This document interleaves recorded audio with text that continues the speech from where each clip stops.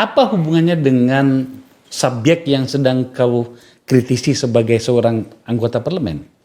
Dalam hal ini Pak Luhut. Seperti kayak kemarin ya, yang justru malah dilaporkan dan ditersangkakan.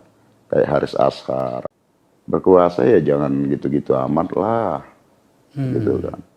Kekuasaan itu kan jangan juga nabrak-nabrak juga. Menguatkan bahwa kekayaan sumber daya alam Indonesia itu ya bukan buat rakyat, kira-kira seperti itu. Nah, kemudian kalau kita lihat lagi peristiwa yang belakangan, minyak goreng apa segala macam. Nah, itu kan dampak dari ya itu tadi lah. Kekuasaan oligarki kapital itu.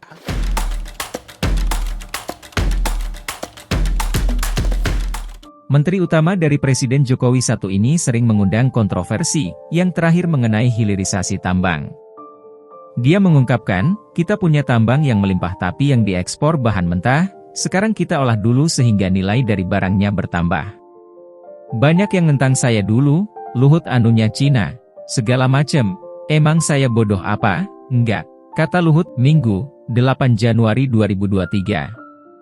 Sebelumnya Faisal Basri menceritakan kekesalannya atas proyek bancakan anak perusahaan milik Luhut PT TBS Energi Utama dengan PT Goto Gojek Tokopedia untuk memproduksi kendaraan listrik. Faisal Basri bercerita bahwa ada pertemuan di kediaman Luhut pada November 2022 lalu. Dia menyarankan untuk mendorong ekosistem motor listrik ketimbang mobil listrik. Kemudian, Luhut menyetujui sarannya, dan akan mengutus Seto ke Taiwan untuk menjajaki kerjasama dengan sepeda motor listrik di negara tersebut.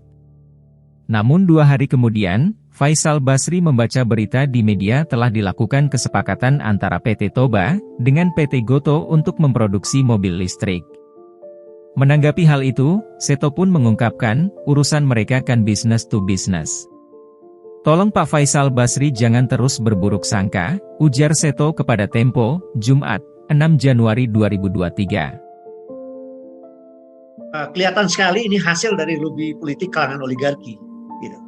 Apalagi terkait ini kendaraan listrik ini dengan tambang nikel ya, di mana nikel ini kemudian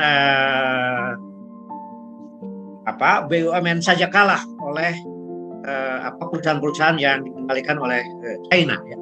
Kemudian Pak Faisal sudah mengatakan juga sampai harga yang dijual ke China sekitar 35 itu pada harga sesungguhnya 80 telah merugikan negara sangat besar. Jadi dengan gejala itu saja bahwa sebenarnya di balik kendaraan listrik ini ada campur tangan fenomena oligarki kalau menurut saya. Pengalaman pribadi, jadi tidak perlu saksinya banyak, saksinya ada 3. Jadi saya bertemu dengan Pak Luhut di rumahnya, ya bulan November tahun lalu. Saya bilang, Pak kenapa nggak mau motor listrik dulu?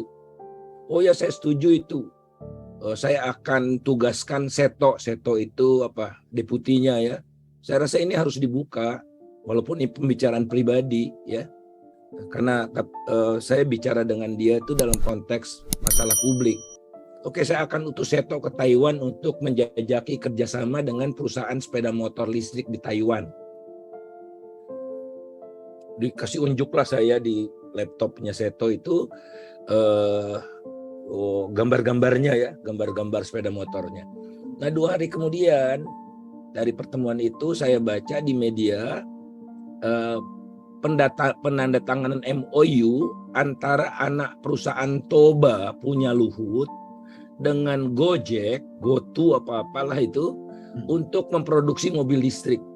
Hebat nggak? Seminggu kemudian saya ketemu sama Seto, saya marah sekali. Saya bilang, ini baru saya ketemu sama Pak Luhut 2 hari kalian udah melakukan ini. Oh saya ditugaskan oleh Pak Luhut untuk menjual perusahaan itu Pak. Sampai sekarang kan nggak dijual kan? Nah jadi dia bikin kebijakan, dia siapkan perusahaannya. Jadi obvious sekali. Muldoko, ada Luhut, itu yang saya tahu aja, yang saya tidak tahu mungkin ratusan kali lebih lipat. Pak Didin juga banyak tahu tuh tapi nggak diceritakan aja. Saya nggak apa-apa kalau mereka marah, saya cerita menciptakan ini karena semua harus transparan. Ya, makasih, tambahan itu aja. Terima kasih Makasih, banyak. Pak. Kan mobil motor listrik itu juga jadi cawe-cawe mereka. Ya.